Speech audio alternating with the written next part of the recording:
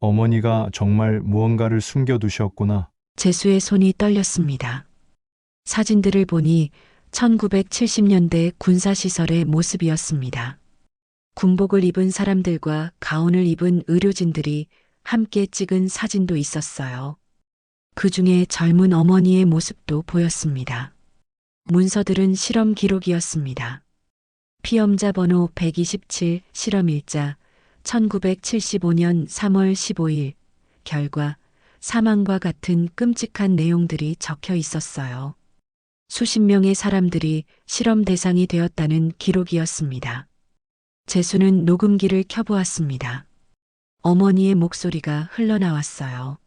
재수야, 이 녹음을 듣고 있다면 이미 그들이 움직이기 시작했다는 뜻이구나. 어머니가 평생 숨겨온 비밀을 이제 너에게 말해주려고 한다. 재수는 숨을 죽이고 들었습니다. 구독, 좋아요는 영상 제작에 큰 힘이 됩니다. 한재수가 강원도 정선으로 향하는 버스 안에서 창밖을 바라보고 있었습니다. 벌써 몇 번째 산소 참배인지 세어볼 필요도 없었죠. 매년 어머니 기일이면 어김없이 이 길을 오르내렸으니까요. 서울에서 정선까지는 차로도 3시간이 넘게 걸리는데 대중교통을 이용하는 재수에게는 하루 종일 걸리는 여행이었습니다. 참 이상한 분이셨어.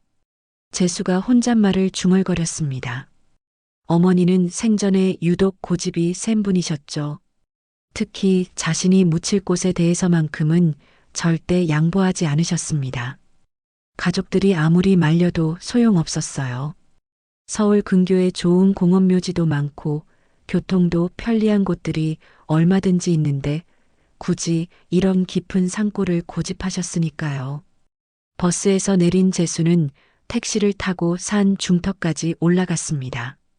그곳부터는 걸어서 1시간을 더 올라가야 했어요. 길이라고 부르기도 민망한 좁은 오솔길을 따라 올라가면서 재수는 다시 한번 한숨을 쉬었습니다. 왜 하필 이런 곳에 묻히고 싶어 하셨을까? 어머니가 돌아가신 지 벌써 10년이 지났습니다. 그동안 재수의 삶은 많이 달라졌어요. 젊은 시절 욕심만 앞서서 시작했던 사업들이 줄줄이 망하고 아내와도 이혼하게 되었죠. 자식들과도 연락이 끊어진 지 오래였습니다.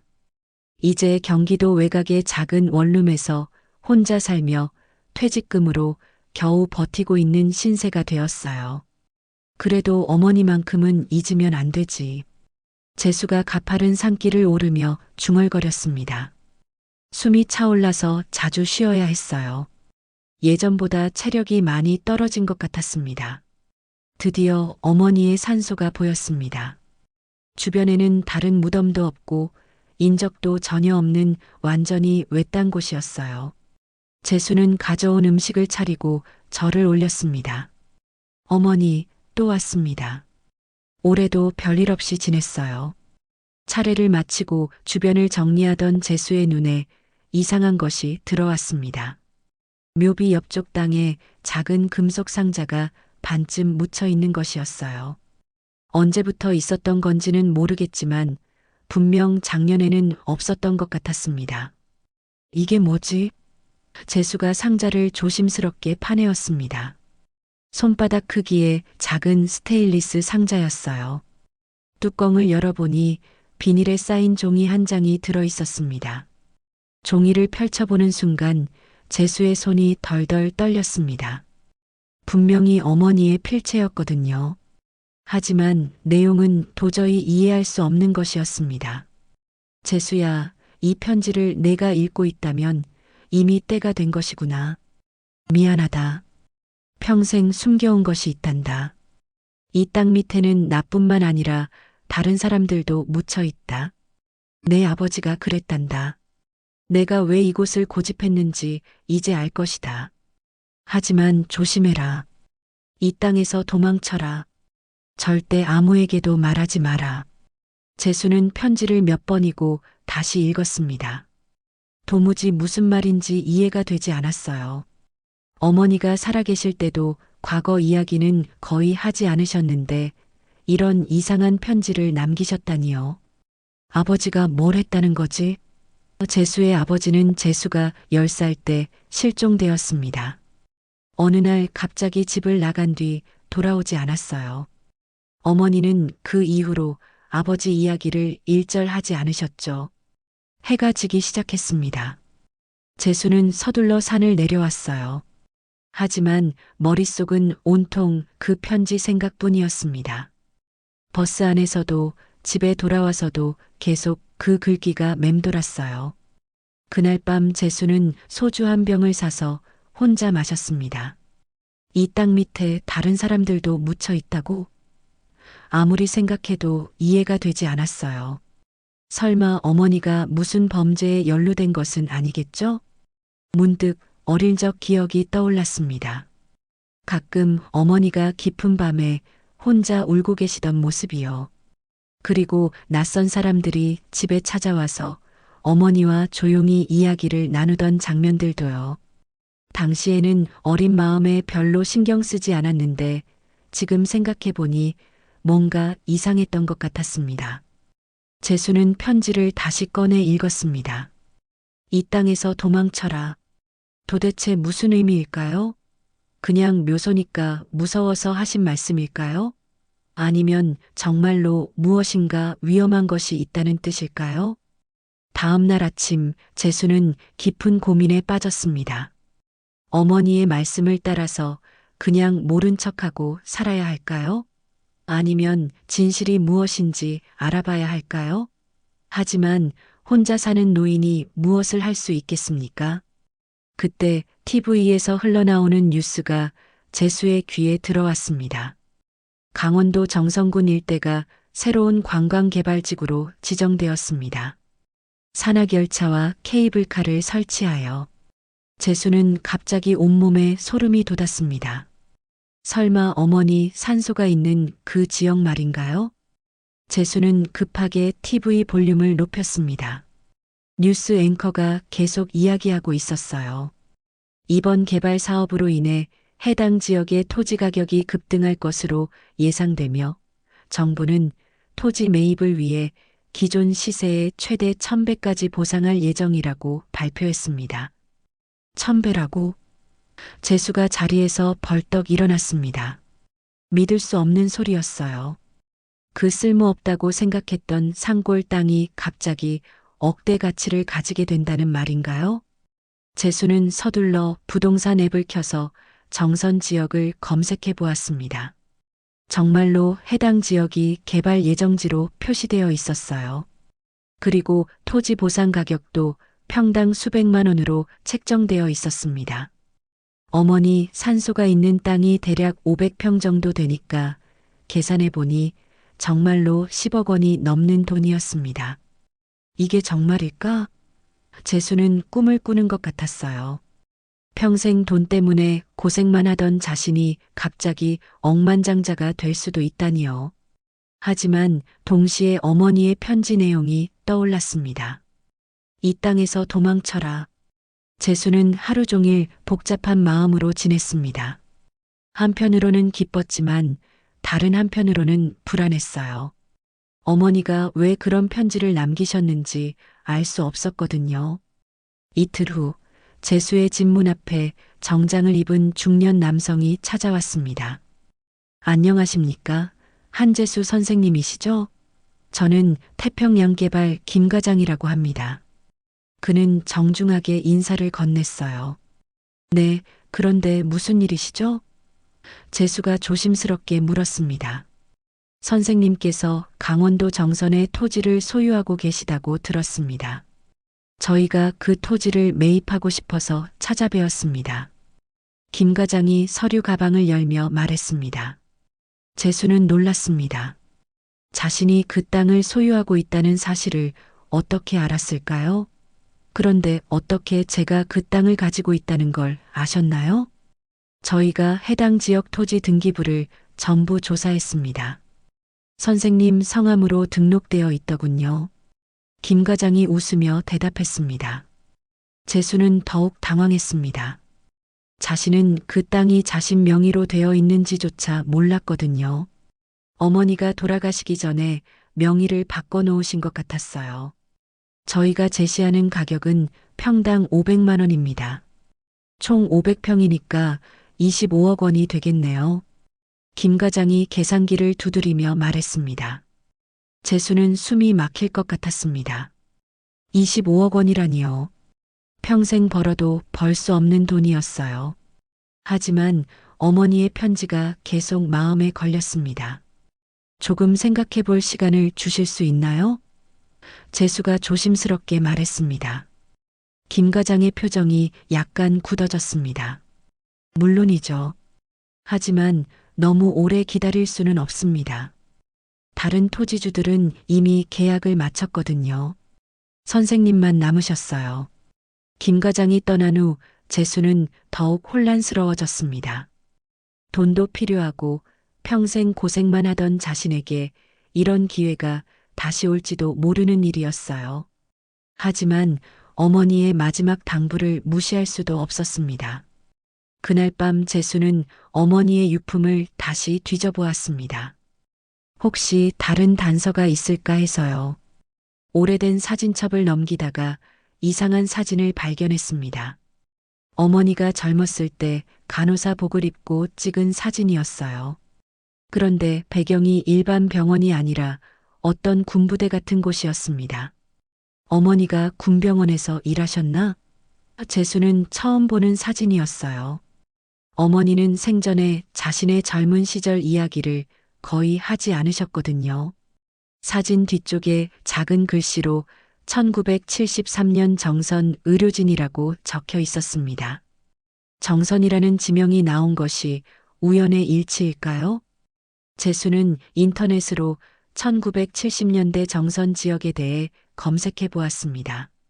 그런데 이상하게도 그 시대 정선에 대한 자료는 거의 찾을 수 없었어요.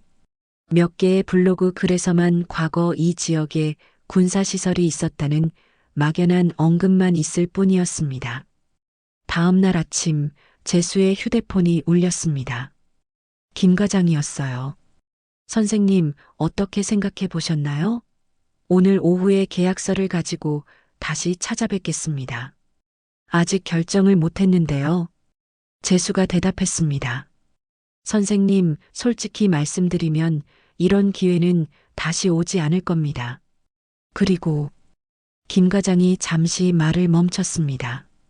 혹시 그 땅에 무덤이 있다고 들었는데 이전하는 비용도 저희가 모두 부담할 예정입니다. 재수는 소름이 돋았습니다.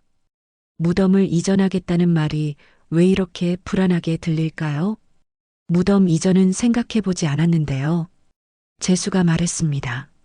아, 그런가요? 하지만 개발을 위해서는 어쩔 수 없이 이전해야 합니다. 다른 분들도 모두 동의하셨어요. 김 과장의 목소리에 약간의 압박감이 느껴졌습니다. 재수는 전화를 끊고 깊은 생각에 빠졌습니다. 무덤을 이전하라는 말이 어머니의 편지와 연결되는 것 같았어요. 이 땅 밑에 다른 사람들도 묻혀 있다. 혹시 그들이 무덤을 파내려는 진짜 이유가 따로 있는 건 아닐까요? 재수는 결심했습니다. 일단 무덤 이전은 거부하기로 했어요. 돈이 아무리 많아도 어머니의 마지막 당부를 무시할 수는 없었습니다. 그 순간 현관문 앞에서 발소리가 들렸습니다. 김 과장이 벌써 온 것 같았어요. 하지만 문을 열어보니 김 과장만 온 것이 아니었습니다. 정장을 입은 사람들이 서너 명 더 함께 와 있었어요. 그들의 표정이 예전과는 달랐습니다. 더욱 진지하고 단호해 보였어요. 안녕하십니까, 한재수 선생님. 김 과장 뒤에 서 있던 중년 남성이 명함을 내밀었습니다. 저는 국토교통부 박 차장이라고 합니다. 재수는 당황했습니다. 부동산 회사 직원만 올 줄 알았는데 공무원까지 함께 온 것이었어요. 국토교통부에서 왜 직접 오셨나요? 이번 개발 사업이 국가 주요 사업이라서 그렇습니다. 선생님께서 계약을 망설이고 계신다고 해서 직접 찾아뵈었습니다. 박 차장이 정중하게 말했습니다. 재수는 이들을 집 안으로 들였습니다. 하지만 마음 한편으로는 불안했어요. 왜 이렇게 많은 사람들이 자신의 땅에 관심을 보이는 걸까요? 선생님, 솔직히 말씀드리겠습니다. 박 차장이 서류를 펼치며 말했습니다. 이 개발 사업은 이미 대통령까지 보고가 올라간 국책 사업입니다. 선생님 땅 때문에 전체 사업이 지연될 수는 없어요. 그렇다고 해서 제가 꼭 팔아야 하는 건 아니지 않나요? 재수가 조심스럽게 반문했습니다. 김 과장이 끼어들었습니다. 물론 강제로 팔라고 할 수는 없죠. 하지만 공공의 이익을 위해서는 어쩔 수 없이 수용할 수도 있습니다. 재수는 수용이라는 말에 움찔했습니다. 수용이요? 토지보상법에 의하면 공공사업을 위해 필요한 경우 개인 토지를 강제로 매입할 수 있습니다. 물론 정당한 보상은 해드리지만요. 박 차장이 법조문을 보여주며 설명했습니다. 재수는 점점 압박감을 느꼈습니다. 하지만 어머니의 편지가 계속 마음에 걸렸어요. 무덤은 어떻게 하시려고 하나요? 당연히 이장을 해드려야죠. 서울 근교의 좋은 공원묘지를 알아봐 드리겠습니다. 김 과장이 대답했습니다. 아니요, 무덤은 옮기고 싶지 않습니다. 어머니가 그곳에 묻히기를 원하셨거든요. 재수가 단호하게 말했습니다. 그 순간 박 차장과 김 과장이 서로 의미심장한 눈빛을 주고받았습니다. 재수는 그 모습을 놓치지 않았어요. 선생님, 개발을 위해서는 어쩔 수 없습니다. 다른 분들은 모두 동의하셨는데 선생님만. 박 차장이 말끝을 흐렸습니다. 잠깐만요. 재수가 갑자기 궁금한 것이 생겼습니다. 다른 분들이라고 하시는데 그 근처에 다른 무덤도 있나요? 김 과장이 또다시 당황하는 기색을 보였습니다. 아, 그게 예전에 있었던 무덤들 말씀이시죠? 예전에 있었던 무덤들요? 재수가 되물었습니다. 오래전에 이미 이장된 무덤들입니다. 지금은 선생님, 어머님 산소만 남아 있어요. 박 차장이 서둘러 대답했습니다. 재수는 이상했습니다. 자신이 그 산을 오르내린 지 10년이 넘었는데 다른 무덤의 흔적은 본 적이 없었거든요. 그런데 예전에 무덤들이 있었다는 말은 무슨 뜻일까요? 언제 이장이 되었나요? 재수가 물었습니다. 그건 정확한 시기는 확인해 봐야겠네요. 김 과장이 애매하게 대답했습니다. 재수는 이들의 태도가 점점 수상하다고 느꼈습니다. 처음에는 정중했는데 점점 압박적으로 변하고 있었어요. 그리고 질문을 할 때마다 당황하는 모습을 보였습니다. 혹시 그 땅에 특별한 이유라도 있나요? 재수가 직접적으로 물어보았습니다. 특별한 이유라니요? 그냥 관광 개발을 위한 것입니다. 박 차장이 대답했지만 목소리에 확신이 없었습니다. 재수는 어머니의 편지를 떠올렸습니다. 이 땅 밑에는 나뿐만 아니라 다른 사람들도 묻혀 있다. 혹시 이들이 찾고 있는 것이 바로 그것일까요? 죄송하지만 조금 더 생각해 보겠습니다. 재수가 말했습니다. 박 차장의 표정이 굳어졌습니다. 선생님, 너무 오래 끌면 좋지 않을 텐데요. 이미 공사 일정이 다 잡혀 있거든요. 그래도 중요한 결정이니까 신중해야죠. 재수가 물러서지 않았습니다. 이들이 떠난 후 재수는 더욱 불안해졌습니다. 왜 이렇게 급하게 서두르는 걸까요? 그리고 무덤 이장에 대해 이야기할 때 왜 그렇게 민감하게 반응하는 걸까요?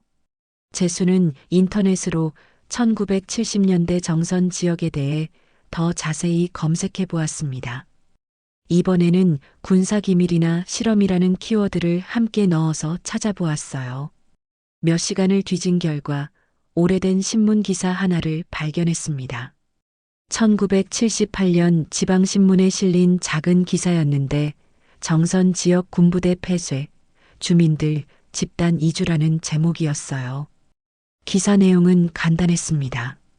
정선군 일대에 있던 군사시설이 폐쇄되면서 인근 주민들이 집단으로 다른 지역으로 이주했다. 군 관계자는 시설 폐쇄 이유에 대해 구체적으로 밝히지 않았다. 재수는 소름이 돋았습니다. 어머니가 젊었을 때 그 지역에서 간호사로 일했다는 것과 연결되는 이야기였어요. 다음 날 재수는 정선에 있는 지역 주민센터에 전화를 걸어보았습니다. 1970년대에 그 지역에 군부대가 있었나요? 아, 그 이야기요? 나이 드신 분들은 아시는데 젊은 사람들은 잘 모르죠. 그때 무슨 연구시설 같은 게 있었다고 들었어요. 주민센터 직원이 대답했습니다. 연구시설이요? 정확히는 모르겠어요. 워낙 오래된 일이라서요. 그런데 갑자기 왜 그런 걸 물어보시나요? 재수는 대충 얼버무리고 전화를 끊었습니다. 연구시설이라는 말이 계속 머릿속을 맴돌았어요. 그날 저녁 재수의 집 앞에 검은색 승용차가 서 있는 것을 발견했습니다. 차 안에는 정장을 입은 남성들이 앉아 있었어요. 재수가 다가가자 차는 서둘러 사라졌습니다. 왜 날 감시하는 거지? 재수는 점점 무서워졌습니다. 단순한 토지 매입이라면 이렇게까지 할 필요가 있을까요? 밤늦게 재수의 휴대폰이 울렸습니다. 모르는 번호였어요. 한재수 선생님이시죠? 조심하세요. 그들이 선생님을 계속 지켜보고 있어요. 여성의 목소리였습니다. 누구세요? 누가 절 지켜본다는 거죠? 재수가 놀라서 물었습니다. 지금은 말할 수 없어요. 하지만 선생님, 어머님이 남기신 것들을 함부로 버리지 마세요. 그리고 절대 무덤을 파괴두지 마세요. 전화는 끊어졌습니다. 재수는 온몸이 떨렸어요. 이 여성은 누구이고 어떻게 어머니의 편지에 대해 알고 있는 걸까요? 재수는 이제 확신했습니다. 이 모든 일이 단순한 우연이 아니라는 것을요. 그리고 어머니가 남기신 편지가 정말로 중요한 의미를 가지고 있다는 것도요. 재수는 밤새 잠을 이루지 못했습니다. 익명의 전화가 계속 머릿속을 맴돌았어요. 다음 날 아침 재수는 중요한 결심을 했습니다. 어머니의 과거를 직접 찾아보기로 한 것이었죠. 재수는 어머니의 유품을 다시 한번 자세히 뒤져보았습니다. 오래된 가죽 지갑 속에서 낡은 명함 하나를 발견했어요. 이순자 강릉시 교동이라고 적혀 있었습니다. 뒷면에는 어머니의 필체로 함께 일했던 동료라고 작은 글씨가 적혀 있었어요. 이순자? 재수는 그 이름을 들어본 적이 없었습니다. 하지만 어머니가 특별히 보관하고 있었다는 것은 중요한 사람일 가능성이 높았어요. 재수는 강릉으로 가기로 결심했습니다. 혹시 이순자라는 분이 아직 살아계신다면 어머니의 과거에 대해 뭔가 알 수 있을 것 같았거든요. 버스를 타고 강릉에 도착한 재수는 교동 지역을 찾아다녔습니다. 다행히 작은 동네라서 주민들에게 물어보니 이순자라는 분을 아는 사람이 있었어요. 아, 이순자 할머니요? 시장 근처 한약방 위층에 사세요. 그런데 요즘 몸이 많이 안 좋으시다고 들었어요. 동네 아주머니가 길을 알려주었습니다. 재수는 한약방을 찾아갔습니다. 2층으로 올라가는 좁은 계단이 있었어요. 문을 두드리자 70대로 보이는 여성이 나왔습니다. 누구세요? 이순자가 경계하는 눈빛으로 물었습니다. 안녕하세요. 저는 한재수라고 합니다. 혹시 저희 어머니 한영숙을 아시나요? 재수가 조심스럽게 말했습니다. 이순자의 얼굴이 순간 굳어졌습니다. 영숙이? 영숙이가 왜? 어머니가 10년 전에 돌아가셨는데 최근에 이상한 편지를 남기신 걸 발견했어요. 혹시 어머니의 과거에 대해 아시는 게 있나요? 재수가 설명했습니다. 이순자는 한참 동안 재수를 바라보더니 한숨을 쉬었습니다. 들어오세요. 하지만 아무에게도 말하면 안 됩니다. 재수는 이순자의 작은 방으로 들어갔습니다. 방 안은 온통 약초 냄새가 가득했어요. 영숙이가 편지를 남겼다고요? 이순자가 물었습니다. 재수는 어머니의 편지 내용을 이야기했습니다. 이순자는 들으면서 점점 얼굴이 하얘졌어요. 아, 그때 일이 결국. 이순자가 중얼거렸습니다. 그때 일이요? 무슨 일이 있었나요? 재수가 간절하게 물었습니다. 이순자는 오랫동안 망설이더니 입을 열었습니다. 영숙이와 저는 1973년부터 1977년까지 정선의 한 군사 연구기지에서 간호사로 일했어요. 군사 연구기지요? 정확한 명칭은 국방부 생물학 연구소였어요. 하지만 실제로는 이순자가 말을 멈췄습니다. 실제로는 뭐였나요? 재수가 다그쳤습니다. 사람을 대상으로 한 실험이었어요. 이순자의 목소리가 떨렸습니다. 처음에는 단순한 의학 연구라고 들었는데 나중에 보니 그게 아니었어요. 재수는 충격을 받았습니다. 사람을 대상으로 한 실험이요? 주로 북한에서 넘어온 포로들이나 정치범들을 대상으로 했어요. 새로운 약물 실험, 생체 반응 실험, 말로 다 할 수 없는 끔찍한 일들이었죠. 이순자가 눈물을 글썽였습니다. 그럼 어머니도 그런 일에 관여하신 건가요? 영숙이는 처음에는 몰랐어요. 저도 마찬가지였고요. 하지만 점점 이상한 점들을 발견하게 되었죠. 환자들이 갑자기 사라지거나 실험 후에 돌아오지 않는 사람들이 많았어요. 재수는 어머니가 그런 일에 연루되었다는 사실을 믿을 수 없었습니다. 그래서 어떻게 하셨나요? 영숙이가 용기를 냈어요. 실험 기록을 몰래 복사해서 외부에 알리려고 했죠. 하지만 이순자가 고개를 저었습니다. 하지만 뭐요? 들켰어요. 그리고 그날 밤 시설에 큰 사고가 났다고 발표되었어요. 화재라고 했는데 실제로는 증거 인멸이었던 것 같아요. 재수는 소름이 돋았습니다. 그럼 실험 대상자들은 어떻게 되었나요? 대부분 그곳에 묻혔을 거예요. 공식적으로는 사고로 죽었다고 발표했지만 실제로는 이순자가 말을 잇지 못했습니다. 재수는 어머니의 편지가 떠올랐습니다. 이 땅 밑에는 나뿐만 아니라 다른 사람들도 묻혀 있다. 바로 그 실험 희생자들을 말하는 것이었군요. 어머니는 어떻게 되셨나요? 영숙이는 그 일 이후로 완전히 달라졌어요. 항상 불안해하고 누군가에게 쫓기는 것처럼 살았죠.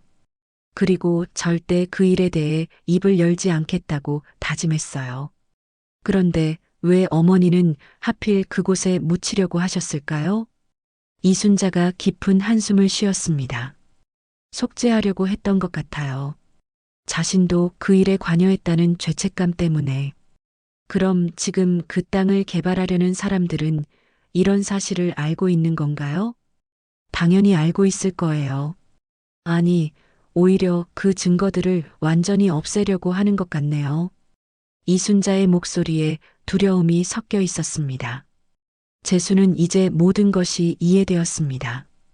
왜 그들이 그렇게 급하게 무덤을 이전하려고 하는지, 왜 자신을 감시하고 압박하는지 말이에요. 그럼 어떻게 해야 하나요? 재수가 물었습니다. 절대 무덤을 파괴하면 안 돼요. 그곳에는 수많은 사람들의 원한이 서려 있어요. 그리고 이순자가 망설이더니 말을 이었습니다. 아직 살아있는 관련자들이 있을 거예요. 당시 책임자들 중에는 지금도 높은 자리에 있는 사람들이 있을 테니까요. 재수는 등골이 서늘해졌습니다. 자신이 상대하고 있는 것이 단순한 부동산 개발업체가 아니라 국가 기밀과 관련된 거대한 조직일 수도 있다는 생각이 들었어요. 그런데 제가 혼자서 어떻게 막을 수 있을까요? 영숙이가 실험 기록을 숨겨뒀을 거예요. 그걸 찾으면 증거가 될 수 있어요. 이순자가 말했습니다. 어디에 숨겨뒀을까요? 아마 무덤 근처 어딘가에 있을 거예요. 영숙이는 마지막까지 그들을 감시하고 있었거든요. 재수는 강릉에서 돌아오는 길에 많은 생각을 했습니다. 어머니가 평생 짊어지고 살았던 무거운 비밀을 이제 자신이 알게 되었어요. 그리고 그 비밀을 지켜야 할 책임도 자신에게 넘어온 것 같았습니다. 집에 도착한 재수는 다시 한번 어머니의 유품을 뒤져보았습니다. 이번에는 무엇인가 숨겨진 것이 있는지 더욱 꼼꼼히 살펴보았어요. 그리고 낡은 성경책 사이에서 작은 열쇠 하나를 발견했습니다. 재수는 작은 열쇠를 손에 들고 한참을 바라보았습니다. 어떤 자물쇠의 열쇠일까요? 집안을 다시 한번 뒤져보았지만 열쇠에 맞는 자물쇠는 찾을 수 없었어요. 다음 날 아침 재수의 현관문 벨이 울렸습니다. 문을 열어보니 한재호가 서 있었어요. 재수보다 2살 아래인 동생이었습니다. 형, 오랜만이네. 재호가 어색하게 웃으며 말했습니다. 재수는 놀랐습니다. 재호와는 10년 넘게 연락을 하지 않았거든요. 재호야, 갑자기 웬일이야? 형이 요즘 큰일을 앞두고 있다고 들었어. 정선 딱 말이야. 재호가 들어오며 말했습니다. 재수는 경계심이 들었습니다. 누가 그런 말을 했어? 아, 그냥 소문으로 들었지. 형 혼자서는 힘들 것 같아서 도와주려고 왔어. 재호가 주변을 둘러보며 말했습니다. 도와준다고? 형, 솔직히 말해. 그 땅 얼마에 팔기로 했어? 20억? 30억? 재호의 눈에 욕심이 번뜩였습니다. 재수는 실망했습니다. 역시 재호도 돈 때문에 온 것이었어요. 아직 팔기로 결정한 게 아니야. 형, 미쳤어? 그런 큰 돈을 왜 포기해? 평생 이런 기회가 또 올 것 같아? 재호가 목소리를 높였습니다. 그 땅에는 어머니가 묻혀 계셔. 함부로 팔 수 없어. 어머니? 어머니라면 좋은 곳으로 이장하면 되잖아. 그 돈으로 얼마나 좋은 곳에 모실 수 있는데. 재호가 답답하다는 듯 말했습니다. 재수는 재호에게 진실을 말해야 할지 고민했습니다. 하지만 재호는 평생 가족에게 관심이 없었던 사람이었어요. 이해할 수 있을까요? 재호야, 그 땅에는 특별한 의미가 있어. 쉽게 설명하기 어려운 특별한 의미. 형, 감상에 젖어 있을 때가 아니야. 현실을 봐. 재호가 재수를 다그쳤습니다. 그때 재수의 휴대폰이 울렸습니다. 김 과장이었어요. 선생님, 어떻게 생각해 보셨나요? 오늘 중으로 답을 들어야 할 것 같은데요. 아직 결정 못했습니다. 선생님, 너무 늦으면 조건이 바뀔 수도 있어요. 지금 다른 업체에서도 관심을 보이고 있거든요. 김 과장의 목소리에 조급함이 느껴졌습니다. 전화를 끄는 재수를 재호가 쳐다보았습니다. 형, 지금 전화 들었지? 다른 업체까지 관심을 보인다잖아. 늦으면 기회를 놓쳐. 재호야, 너는 그냥 돌아가. 이건 내가 결정할 문제야. 재호의 얼굴이 붉어졌습니다. 형이 혼자 독차지하려고? 어머니 산소는 우리 가족 공동 재산이야. 나도 상속권이 있어. 재수는 재호의 말에 충격을 받았습니다. 상속권이라고? 당연하지. 법적으로 나도 어머니의 아들이야. 그 땅의 절반은 내 몫이라고. 재호가 서류를 꺼내며 말했습니다. 재수가 서류를 보니 상속 관련 법률 자료였습니다. 재호가 미리 준비해 온 것이었어요. 형이 동의하지 않으면 법정에서 해결할 수도 있어. 어차피 결과는 뻔하잖아. 재호가 위협적으로 말했습니다. 재수는 혼란스러웠습니다. 동생까지 적이 되어버린 상황이었어요. 하지만 어머니의 유언을 포기할 수는 없었습니다. 재호야, 며칠만 더 기다려줘. 내가 생각할 시간이 필요해. 며칠이면 될 것 같아? 형은 원래 우유부단해서 결정을 못 내리잖아. 그래서 사업도 망하고 가정도 망한 거야. 재호의 말이 재수의 가슴을 찔렀습니다. 재호가 떠난 후 재수는 깊은 절망에 빠졌습니다. 아무도 자신을 이해해주지 않았어요. 돈밖에 모르는 세상에서 혼자 싸우고 있는 것 같았습니다. 그날 밤 재수는 다시 어머니의 영정 앞에 앉았습니다. 어머니, 어떻게 해야 할까요? 모든 사람이 저를 미친 사람 취급해요. 갑자기 현관문에서 큰 소리가 났습니다. 누군가 문을 두드리고 있었어요. 밤 10시가 넘은 시간이었는데 누가 왔을까요?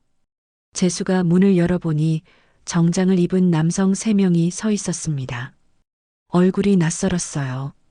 한재수 선생님이시죠? 저희는 국정원입니다. 한 명이 신분증을 보여주었습니다. 재수는 다리에 힘이 빠졌습니다. 국정원이라니요. 무슨 일이시죠? 선생님께서 최근에 국가기밀과 관련된 정보를 수집하고 계신다고 들었습니다. 그들 중 한 명이 냉정하게 말했습니다.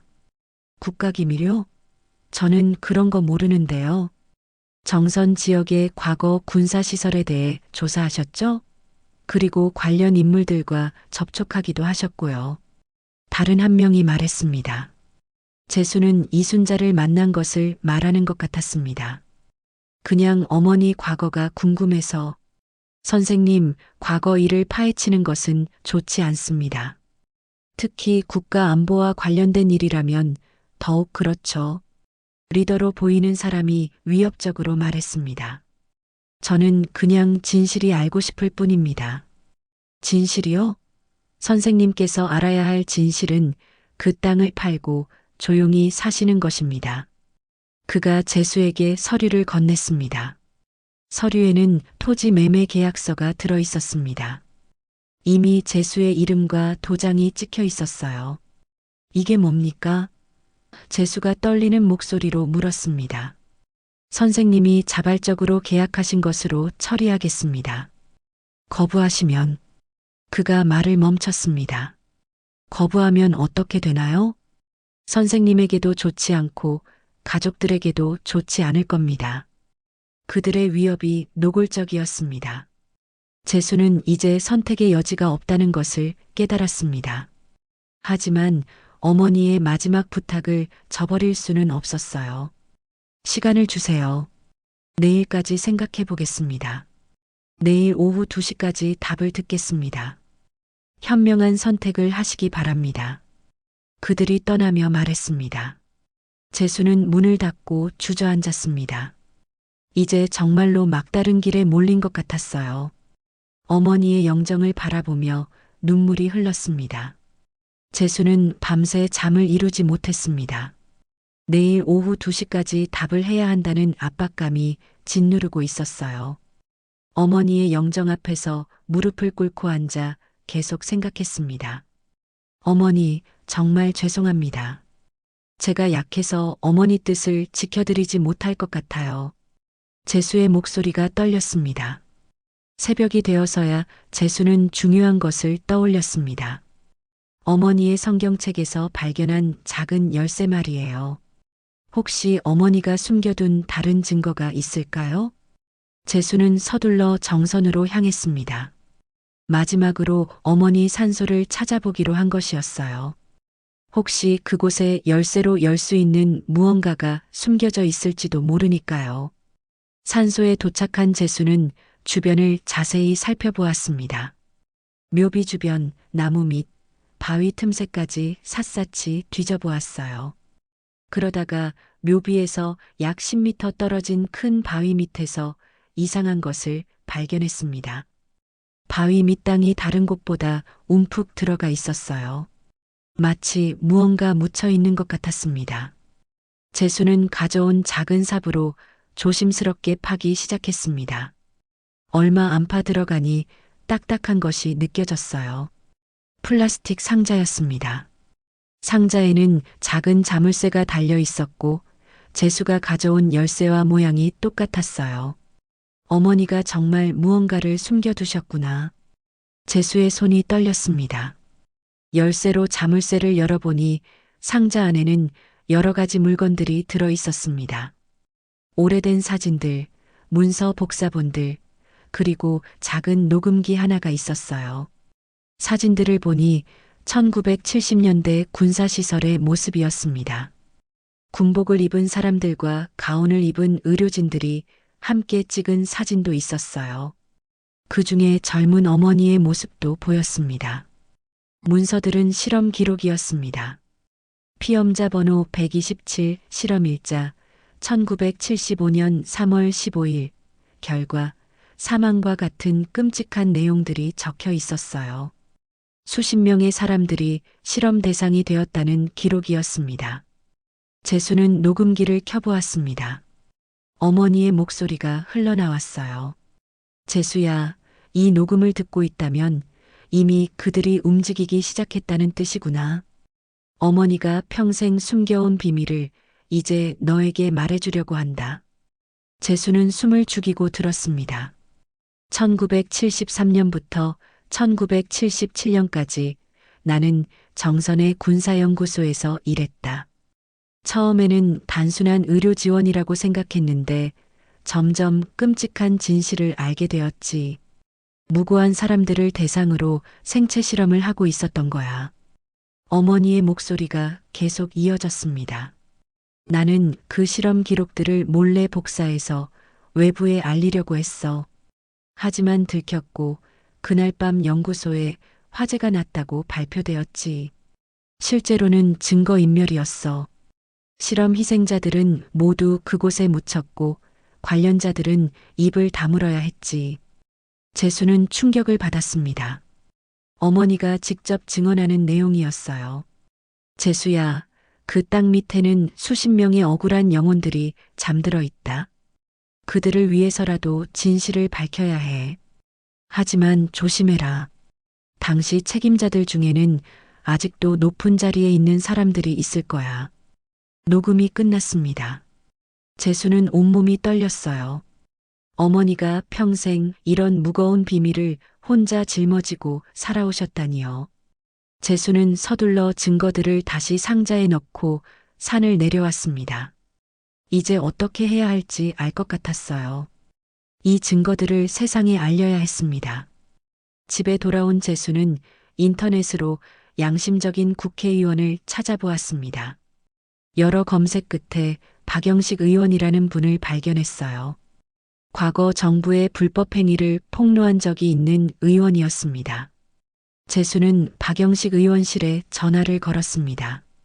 안녕하세요. 저는 한재수라고 합니다. 중요한 제보가 있어서 연락드렸습니다. 어떤 내용인가요? 의원실 직원이 물었습니다. 1970년대 정부의 불법 생체 실험에 대한 증거를 가지고 있습니다. 잠시 조용했다가 의원이 직접 전화를 받았습니다. 박영식입니다. 구체적으로 어떤 내용인가요? 재수는 어머니의 이야기와 발견한 증거들에 대해 설명했습니다. 박 의원은 진지하게 들었어요. 만나서 자세히 이야기를 나눠보죠. 내일 오전에 제 사무실로 오시겠습니까? 박 의원이 말했습니다. 네, 그렇게 하겠습니다. 전화를 끊은 재수는 희망을 느꼈습니다. 드디어 진실을 세상에 알릴 수 있을 것 같았어요. 하지만 그때 현관문에서 소리가 났습니다. 재호가 다시 온 것이었어요. 이번에는 혼자가 아니었습니다. 정장을 입은 사람들과 함께 있었어요. 형, 좋은 소식이 있어. 재호가 들어오며 말했습니다. 무슨 소식? 형이 고집 부리는 동안 내가 알아봤는데 형 동의 없이도 땅을 팔 수 있는 방법이 있대. 재호의 눈에 아기가 번뜩였습니다. 재수는 불안했습니다. 무슨 소리야? 형이 정신적으로 문제가 있다고 판정받으면 내가 후견인이 될 수 있어. 그러면 내가 대신 계약할 수 있다고. 재호가 서류를 내밀었습니다. 재수가 서류를 보니 정신감정 신청서였습니다. 이미 재호의 이름으로 작성되어 있었어요. 재호야, 너 정말 이러려고? 형, 미안해. 하지만 이런 기회를 놓칠 수는 없어. 형도 나중에는 고마워할 거야. 재호가 냉정하게 말했습니다. 정장을 입은 사람들이 재수에게 다가왔습니다. 한재수 선생님, 정신감정을 받으러 가시죠. 재수는 모든 것이 무너지는 것을 느꼈습니다. 동생마저 배신한 상황에서 혼자 무엇을 할 수 있겠습니까? 재수는 필사적으로 저항했습니다. 저는 정신병자가 아닙니다. 이건 말도 안 되는 짓이에요. 하지만 정장을 입은 사람들은 재수를 강제로 끌고 가려 했어요. 그 순간 재수는 가방 속에 숨겨둔 어머니의 증거들을 떠올렸습니다. 절대 빼앗겨서는 안 되는 것들이었어요. 잠깐만요. 제가 자발적으로 가겠습니다. 재수가 갑자기 순응하는 척했습니다. 재호가 의외라는 표정을 지었어요. 형이 그렇게 나올 줄 몰랐는데 어차피 피할 수 없다면 순순히 따르겠어. 대신 개인 짐을 좀 챙길 시간을 달라. 재수가 침착하게 말했습니다. 재수는 방으로 들어가서 재빨리 어머니의 증거 상자를 다른 가방에 옮겨 담았습니다. 그리고 화장실 창문을 통해 가방을 밖으로 던졌어요. 다행히 1층이라 가방이 무사했습니다. 잠시 후 재수는 나와서 말했습니다. 준비됐습니다. 정신병원으로 가는 차 안에서 재수는 계속 생각했습니다. 어떻게든 빠져나가서 박영식 의원을 만나야 했어요. 병원에 도착하자 의사가 재수를 간단히 면담했습니다. 최근에 스트레스를 많이 받으셨나요? 의사가 물었습니다. 네, 좀 그렇습니다. 가족 관계는 어떠신가요? 재수는 재호가 지켜보고 있는 것을 의식하며 대답했습니다. 동생과 갈등이 있었습니다. 의사는 몇 가지 질문을 더한 후 재수를 병실로 안내했습니다. 며칠 입원해서 정밀 검사를 받으시게 됩니다. 병실에 혼자 있게 된 재수는 기회를 엿보고 있었습니다. 밤이 되자 간병인들이 줄어들었어요. 재수는 조용히 병실을 나와 비상계단으로 향했습니다. 다행히 경비가 삼엄하지 않았습니다. 재수는 병원을 빠져나와 자신의 집으로 달려갔어요. 화장실 창문 밑에 던져둔 가방을 찾아서 들고 택시를 탔습니다. 국회의사당으로 가주세요. 다음 날 아침 일찍 재수는 박영식 의원실을 찾아갔습니다. 의원은 재수를 반갑게 맞아주었어요. 어제 전화로 말씀하신 분이시죠? 그런데 얼굴이 많이 안 좋아 보이시는데요.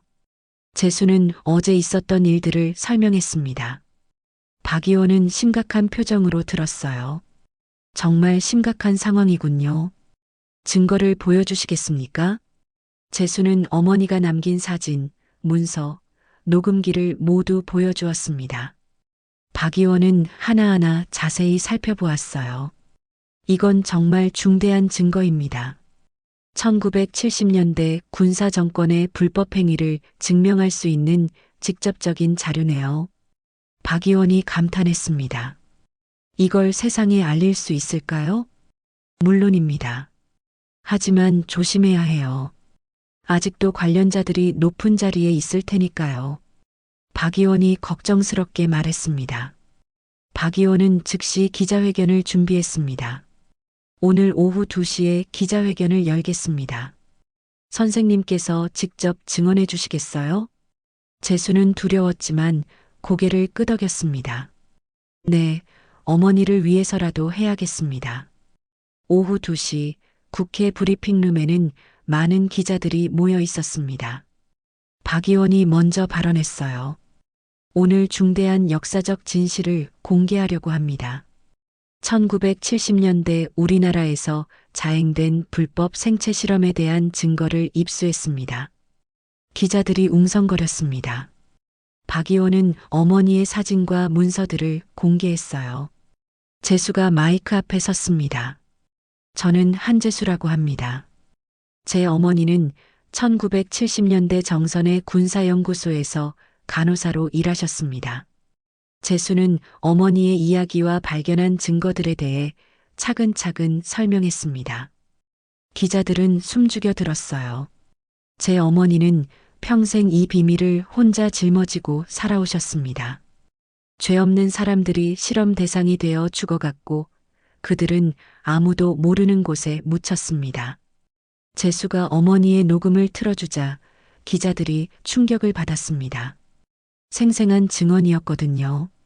그런데 갑자기 브리핑룸 문이 열리며 검은 옷을 입은 사람들이 들어왔습니다. 국정원 요원들이었어요. 이 기자회견을 중단시키겠습니다.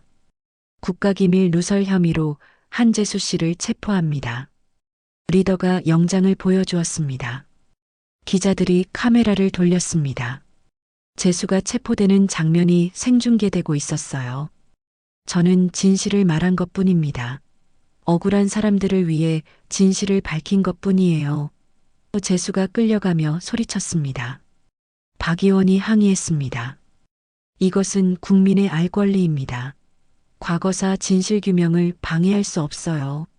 하지만 요원들은 재수를 강제로 끌고 갔습니다. 기자회견장은 아수라장이 되었어요. 그날 저녁 뉴스에는 재수가 체포되는 장면이 계속 방송되었습니다. 시민들이 충격을 받았어요.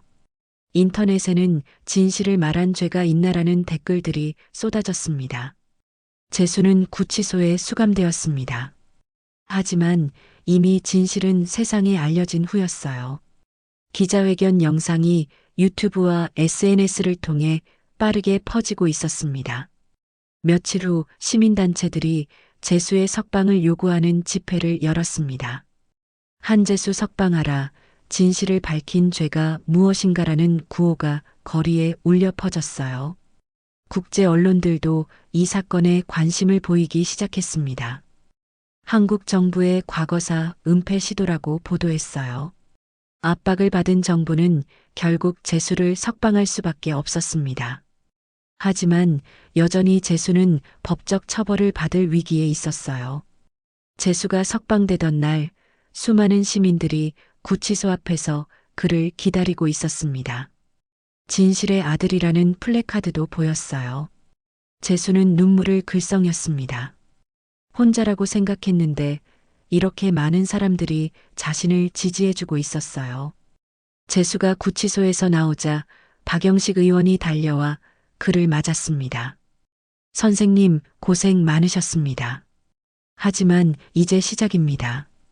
시민들의 지지와 언론의 관심이 높아지면서 상황이 급변하기 시작했어요. 국정감사에서 야당 의원들이 정선 생체 실험 사건을 집중 추궁했습니다. 국방부 장관, 1970년대 정선 지역에서 불법 생체 실험이 있었다는 증거가 나왔는데 해명하시겠습니까? 야당 의원이 질문했습니다. 국방부 장관은 당황하며 대답했어요. 그런 사실은 확인된 바 없습니다. 하지만 박 의원이 어머니의 녹음 파일을 재생하자 국감장이 조용해졌습니다. 생생한 증언이 흘러나왔거든요. 이것은 생존자의 직접 증언입니다. 더 이상 부인할 수 있습니까? 박 의원이 추궁했습니다. 며칠 후 놀라운 일이 벌어졌습니다. 과거 정선 연구소에서 일했던 다른 생존자들이 용기를 내어 증언하기 시작한 것이었어요. 이순자도 공개적으로 나서서 증언했습니다. 한영숙 씨와 함께 그 끔찍한 실험을 목격했습니다. 더 이상 침묵할 수 없어요. 국제 엠네스티와 유엔 인권위원회에서도 이 사건에 관심을 보였습니다. 한국 정부의 철저한 조사를 요구했어요. 압박을 견디지 못한 정부 고위직들이 하나둘 사임하기 시작했습니다.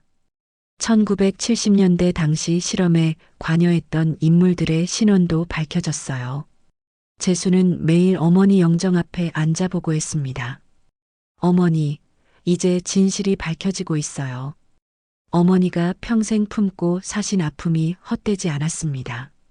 한 달 후 대통령이 직접 국민에게 사과했습니다. 과거 군사정권 시절 자행된 불법 생체 실험에 대해 국가가 책임을 지고 사과드립니다. 정부는 정선 지역 개발 계획을 전면 백지화했습니다. 대신 그곳을 역사교육의 장소로 만들기로 결정했어요.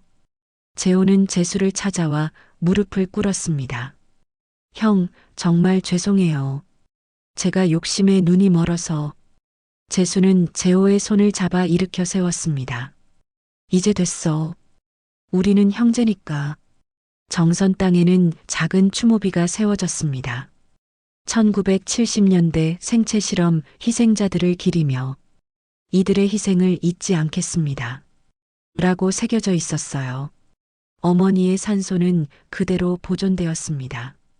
이제 그곳은 많은 사람들이 찾아와 역사를 배우는 장소가 되었어요. 재수는 정선에 작은 카페를 열었습니다. 찾아오는 사람들에게 어머니의 이야기를 들려주었어요. 벽에는 어머니의 사진과 당시 자료들이 전시되어 있었습니다. 어떻게 이런 용기를 낼 수 있었나요? 젊은 대학생이 물었습니다. 재수는 미소를 지으며 대답했습니다.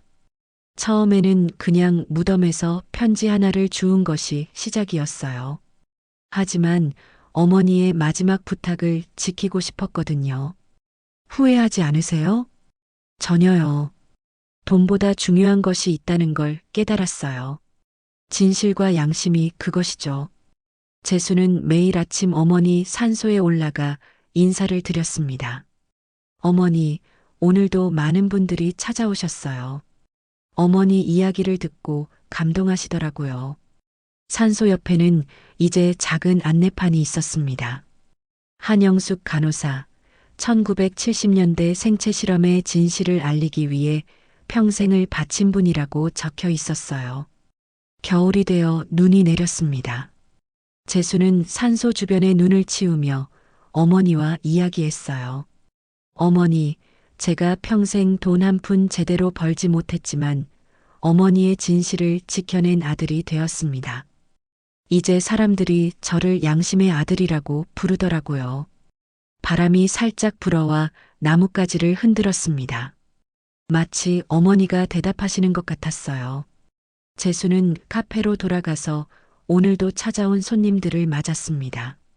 한 중년 여성이 눈물을 글썽이며 말했어요. 제 아버지도 그 시절 실종되셨는데 혹시 그곳에 계실까요? 재수는 그녀의 손을 잡았습니다. 정부에서 진상조사위원회를 만들었어요. 희망을 잃지 마세요.